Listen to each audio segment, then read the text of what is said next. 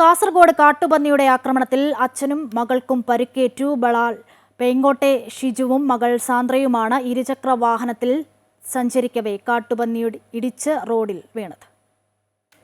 വെള്ളരിക്കുണ്ട് താലൂക്കിലെ പൈങ്ങോട്ട് ഷിജു, മകൾ സാന്ദ്ര എന്നിവർക്കാണ് കാട്ടുപന്നി വാഹനത്തിലിടിച്ചുണ്ടായ അപകടത്തിൽ പരിക്കേറ്റത്. പന്നിയിടിച്ച് ഇവർ സഞ്ചരിച്ച ഇരുചക്ര വാഹനം നിയന്ത്രണം വിട്ട് മറിയുകയായിരുന്നു.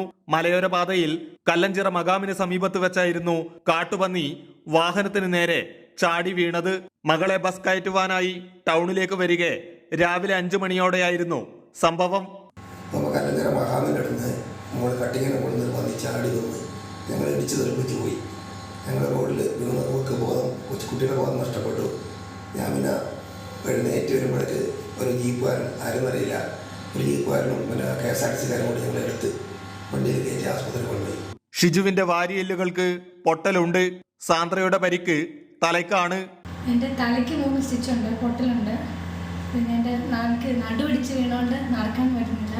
പിന്നെ ചെറിയൊരു പ്രശ്നം, ബാക്കി തെന്നിയോണ്ട് ഫുള്ള് പോറി മുറിഞ്ഞു. കാസർകോട്ടെ മലയോര മേഖലകളിൽ ജീവന് ഭീഷണിയാകും വിധം കാട്ടുപന്നി ശല്യം വർദ്ധിച്ചു വരികയാണ്. അമൃത ന്യൂസ്, കാസർഗോഡ്.